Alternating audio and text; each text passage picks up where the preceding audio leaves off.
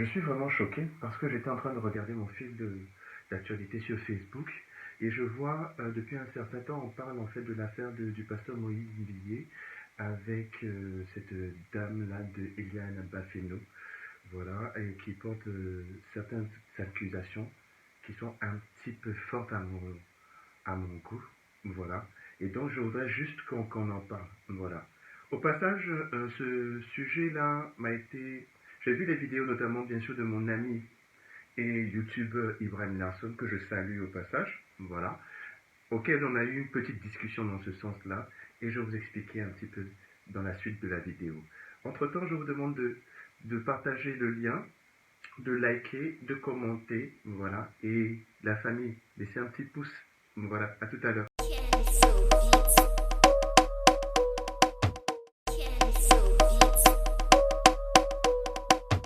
Coucou mes petites pages, j'espère que vous allez bien, moi ça va, voilà. Donc aujourd'hui on va parler en fait de l'affaire Moïse Billier et de Eliane Bafeno qui peuple en fait les réseaux sociaux, notamment Facebook, Twitter, WhatsApp et YouTube. On en parle assez souvent et donc j'ai décidé d'intervenir. Et j'ai regardé bien sûr cette vidéo suivante. À toutes les femmes d'être fortes. C'est une histoire qui peut, je sais pas, c'est une histoire qui m'a vraiment dérangée. Je dirais à toutes les femmes de prendre leur garde, de prendre leur garde. Je l'ai fait pour sauver les âmes. Je l'ai fait pour sauver les âmes. C'est pas pour les détruire. Ça, je répète, c'est pas pour les détruire. Et je veux qu'on me sécurise. Là, on doit dire la vérité. Parce que c'est la réputation qui se détruise. Et les gens doivent comprendre cette vérité et l'entendre de ma part. Comme on me menaçait déjà pour les vidéos de ma nude, ils sont en train de lancer, hein. Ça c'est une deuxième vidéo qu'on a lancée. La première c'était avec mes quiz, deuxièmement c'est tout mon corps et mon visage qui s'affiche. On est en train de me détruire pour une vérité qu'uniquement lui et moi et Dieu nous connaissons. Mais là nous sommes obligés de le faire reconnaître à tout le monde entier parce que c'est la réputation, on n'achète pas. Je suis appelée à être une femme de quelqu'un, mère d'un foyer et je dois sauver ma réputation. Moi, je suis le père biologique de Eliane Kitoko Bafeno. C'est ma fille qui est venue au monde le 6 juin 1999. Le 4 juin 1999.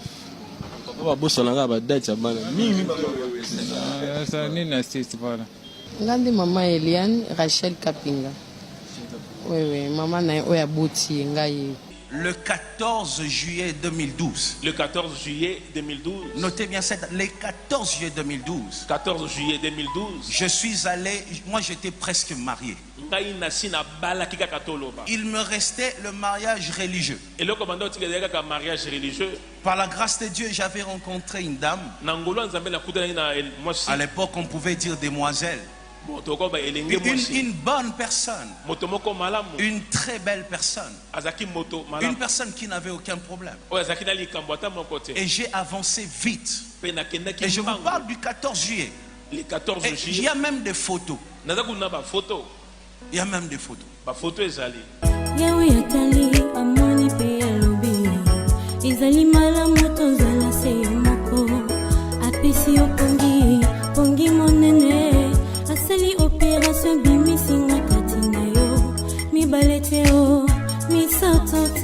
Parce qu'avec le frère Michel, ça rate jamais. Et par la suite, mon ami Ibrahim Larson, j'ai regardé un petit peu ses vidéos de manière explicative, sans devoir à trop entrer bien sûr dans les détails, voilà. Et j'ai vu l'information suivante. Ma chaîne Ibrahim Larson alias Papa Kongosa. Je vous retrouve aujourd'hui pour vous parler de crime rituel. C'est l'histoire de Favour Oladele Dale, jeune Nigériane âgée de la vingtaine, qui a été assassinée et mangée par un homme de Dieu, son ami et sa maman. Si toi aussi tu veux connaître cette histoire, reste jusqu'à la fin, je vous retrouve juste après mon jingle. Voilà, donc il me fallait en fait parler en fait de ce sujet-là parce que c'est important. Pourquoi? Parce que dans le sens tout simplement où pour quelqu'un qui vient de se convertir à la chrétienté, qui est né de nouveau, qui décide de marcher avec Jésus, ce genre bien sûr d'information en fait peut affecter en fait sa foi. Voilà. Et moi je le dis ainsi. Maintenant, il faut savoir une chose. Le fait de voir toutes ces informations m'a amené à chercher exactement c'est quoi le prophète. C'est comment distinguer le vrai prophète et d'un bon prophète et d'un faux prophète. Voilà, si je peux dire ainsi. Et là, je suis arrivé à cela. Déjà, quand tu es baptisé, voilà, tu deviens prêtre, prophète et roi. Donc, c'est-à-dire que Dieu, le Saint-Esprit que nous recevons, nous permet de pouvoir aller annoncer en fait la bonne nouvelle.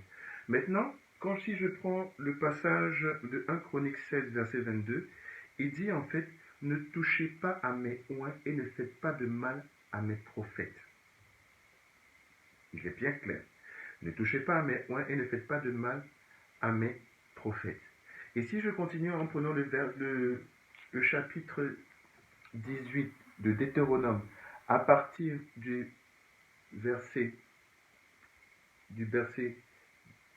chapitre 18 de Deutéronome, à partir du verset 18, il est dit, je leur enverrai un prophète comme toi, ça sera quelqu'un de leur peuple, je mettrai mes paroles dans sa bouche et il leur dira tout ce que je lui commanderai.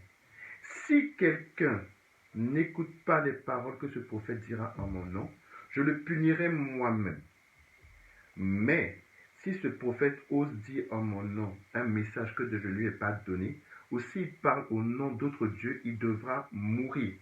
Vous vous demanderez peut-être comment reconnaître que ces paroles ne viennent pas du Seigneur. Eh bien, si je vous le dis, si le prophète a annoncé quelque chose au nom du Seigneur et que cela n'arrive pas, alors ces paroles ne viennent pas du Seigneur. Et le prophète a osé parler en son nom à lui, donc n'ayez pas peur de lui. La Bible est claire vis-à-vis de ça. Mais quelque part exactement, quand je continue en fait ma méditation, voilà, quand je prends pour les prophètes, quand je prends le verset biblique à partir du verset de Jean, 1 Jean, verset 4, verset 1, bien-aimés, n'ajoutez pas foi à tout esprit, mais éprouvez l'esprit pour savoir s'ils sont de Dieu, car plusieurs faux prophètes sont venus dans le monde. C'est-à-dire que ce que Dieu fait, le diable aussi fait ça en copie. C'est du copier-coller. Je suis tout à fait d'accord. Maintenant, vis-à-vis de cela exactement, le Seigneur encore nous revient dans 2 Pierre chapitre 1. Il y a eu parmi le peuple de faux prophètes et il y aura parmi vous de faux prophètes qui introduisent des sectes pernicieuses et qui reniant le maître qui les a rachetés attireront sur eux une ruine soudaine. Ça veut dire tout simplement que ces personnes exactement vont se présenter en fait comme des agneaux, voilà, comme des personnes des anges en vêtements blancs. Matthieu même le dit dans le chapitre 7, verset 15. Mais quelque part aussi, ils viendront là tout simplement pour dévorer. Ils viendront là pour pouvoir attaquer sérieusement. Mais en tant que personne, tout étant créé à l'image de Dieu, voilà, nous avons un esprit. Il faut effectuer le discernement, savoir si la personne que nous avons en face dit exactement. Il faut éprouver les esprits. Et pour éprouver les esprits, c'est par la prière. C'est vraiment par la prière. C'est en demandant bien sûr au Saint-Esprit de pouvoir nous montrer bien sûr les choses cachées. Mais lorsque il nous dévoile les choses cachées et que les actes que nous avons, qui ont eu lieu s'avèrent effectivement vrais, nous n'avons pas le droit de nous porter justice nous-mêmes, parce que le Seigneur lui-même il a dit dans sa parole, que c'est lui dans Deutéronome là, que c'est lui-même qui va le punir bien sûr de mort. Donc ça ne sert à rien tout simplement de pouvoir s'auto-venger. Et puis à côté de cela encore, moi je ne suis pas d'accord exactement, c'est que quoi? C'est que c'est un homme de Dieu. Tu as été, cette dame-là, je ne la condamne pas, parce que je ne connais pas bien sûr, mais je me dis que quelque part, bien sûr, il y a une part de faute de sa part, dans le sens tout simplement où, quand elle a constaté bien sûr qu'il y avait des actes qui n'étaient pas tout à fait corrects, voilà, parce que en étant marié, on ne peut pas avoir des relations sexuelles, c'est interdit, voilà. De ce fait, tout simplement, ça devait être, ce sont les prémices qui devait amener normalement, bien sûr, à prendre déjà les décisions et à éviter à éviter de pécher. Voilà.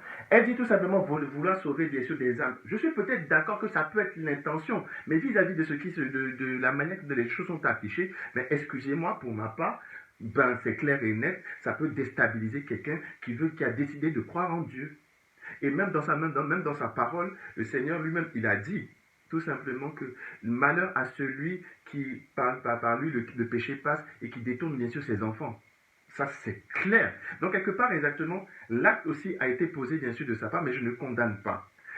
Troisième des choses, exactement, c'est que il faut faire très attention dans le sens où, lorsque j'ai pris le passage, bien sûr, de 1 Chronique, quand je regarde, bien sûr, dans la Bible, il est écrit tout simplement que Moïse, à un moment donné, Moïse était le prophète qui était chargé, en fait, de récupérer, en fait, le peuple d'Israël, de faire sortir d'Égypte, pour pouvoir l'amener dans la terre promise qui était Canaan.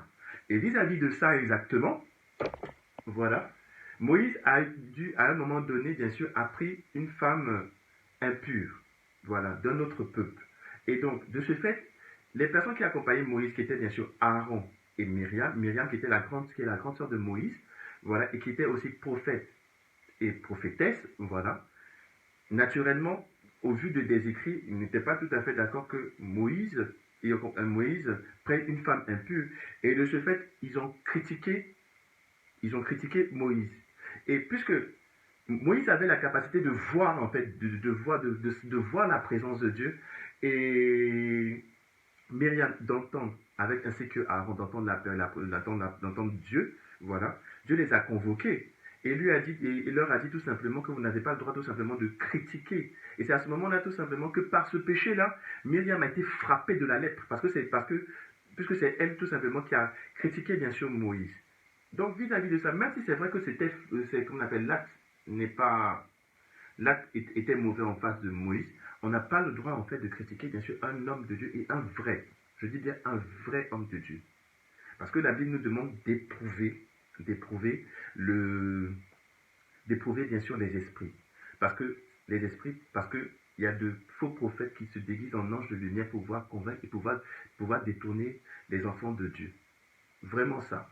Et maintenant, pour en revenir exactement à une chose qui est très claire, parce que dans la vidéo que je vous ai montrée, de Ibrahim Larsson, par rapport bien sûr au crime rituel, je suis vraiment désolé. Dieu n'a pas demandé tout simplement de sacrifier une vie humaine, surtout après le passage de Jésus-Christ sur cette terre, de sacrifier une vie humaine pour pouvoir tout simplement apporter bien sûr la vérité. Je ne suis pas du tout d'accord avec ça. Vraiment pas. Mais comme je vous l'ai dit, bien sûr, c'est le discernement des esprits qu'il faut faire.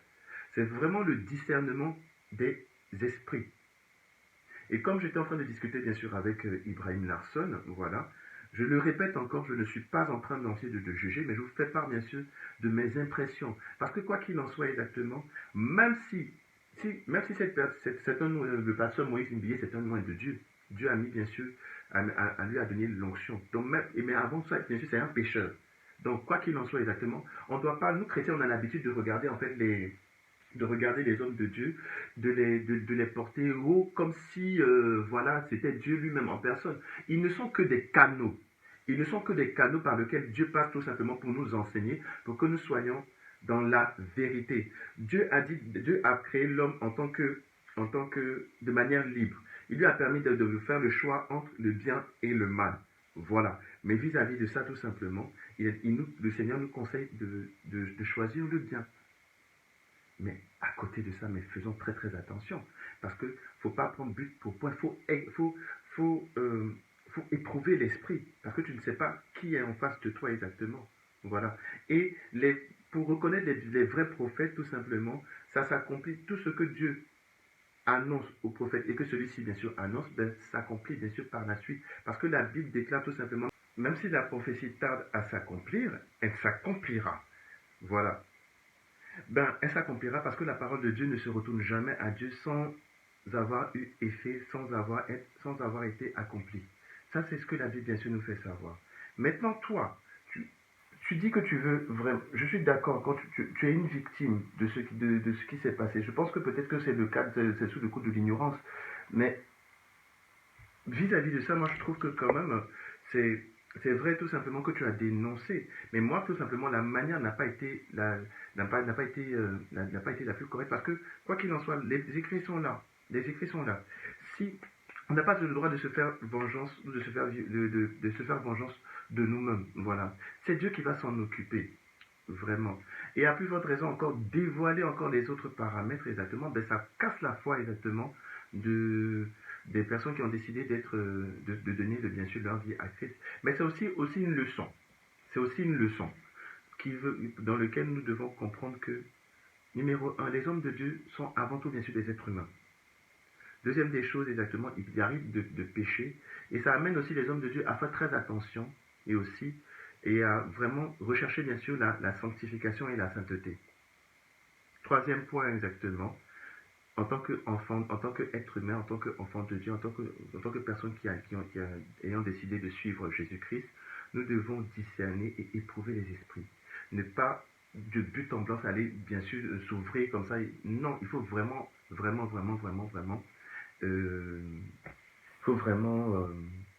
éprouver les esprits. C'était vraiment ce partage-là que je voulais vous donner en ce jour. Voilà. Et n'hésitez pas à commenter, à liker la page, les petits carnets de JF. Voilà. Je vous incite aussi à suivre mon ami Ibrahim Larson. Voilà. Je vous mettrai dans les petits commentaires le lien de sa chaîne. Voilà. Et de sa page Facebook aussi. Voilà. Et je lui passe un coucou. Et on se retrouve bien sûr pour une prochaine vidéo. Allez, portez-vous bien.